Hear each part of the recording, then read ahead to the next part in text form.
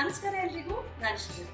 ಇವತ್ತೊಂದು ಈಸಿಯಾಗಿರೋ ಹುರಿಗಡಲೆ ಚಟ್ನಿನ ಹೇಗೆ ಮಾಡೋದು ಅಂತ ಹೇಳ್ಕೊಡ್ತೀನಿ. ಎಷ್ಟು ಸಲ ಮನೇಲಿ ತೆಂಗಿನಕಾಯಿ ಖಾಲಿ ಆಗಿರುತ್ತೆ ಅಥವಾ ತೆಂಗಿನಕಾಯಿ ತುರಿಯೋಷ್ಟು ಟೈಮ್ ಇರೋದಿಲ್ಲ, ಏನ್ ಮಾಡೋದು ಅಂತ ಗೊತ್ತಾಗಲ್ಲ, ಅರ್ಜೆಂಟಾಗಿ ಚಟ್ನಿ ಮಾಡಬೇಕಾಗಿರುತ್ತೆ. ಇವತ್ತು ನಾನು ಹೇಳ್ಕೊಟ್ಟಿರೋ ಚಟ್ನಿ ತುಂಬಾ ಈಸಿ ಆಗಿದೆ. ಕೆಲವೇ ಸಾಮಗ್ರಿಗಳನ್ನ ಯೂಸ್ ಮಾಡಿ ಮಾಡುವಂಥದ್ದು. ಹೇಗೆ ಮಾಡೋದು, ಏನೆಲ್ಲ ಸಾಮಗ್ರಿಗಳು ಬೇಕು ಅನ್ನೋದನ್ನ ನೋಡಿ.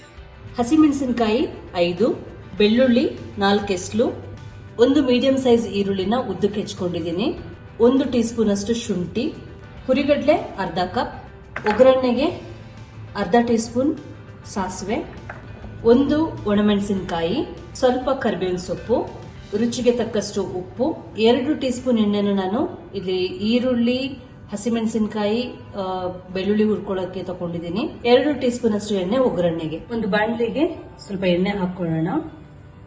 ಎಣ್ಣೆ ಬಿಸಿ ಆದ್ಮೇಲೆ ಅದಕ್ಕೆ ಹಸಿಮೆಣಸಿನಕಾಯಿ, ಬೆಳ್ಳುಳ್ಳಿ, ನೋಡ್ಬೋದು ನಾನಿಲ್ಲಿ ಹಸಿಮೆಣಸಿನಕಾಯಿನ ಸೀಳಿದ್ದೀನಿ.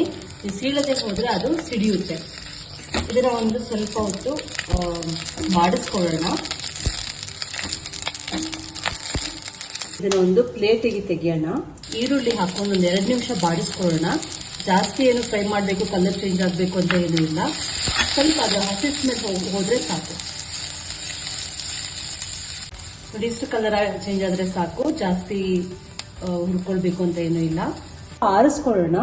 ಆರಿದ ಮೇಲೆ ಇದಕ್ಕೆ ಹುರಿಗಡ್ಲೆ ಮತ್ತೆ ಬೇರೆ ಸಾಮಗ್ರಿಗಳನ್ನ ಹಾಕೊಂಡು ರುಬ್ಕೊಳ್ಳೋಣ. ಒಂದು ಮಿಕ್ಸಿ ಜಾರಿಗೆ ಹುರಿಗಡ್ಲೆ ಹಾಕೊಳ್ಳೋಣ.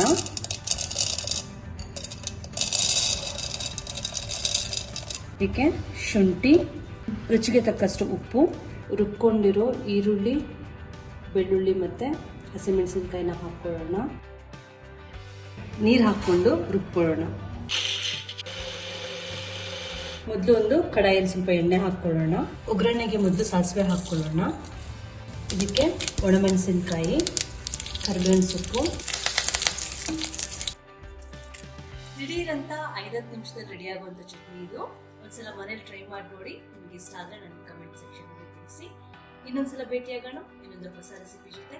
ನಮಸ್ಕಾರ.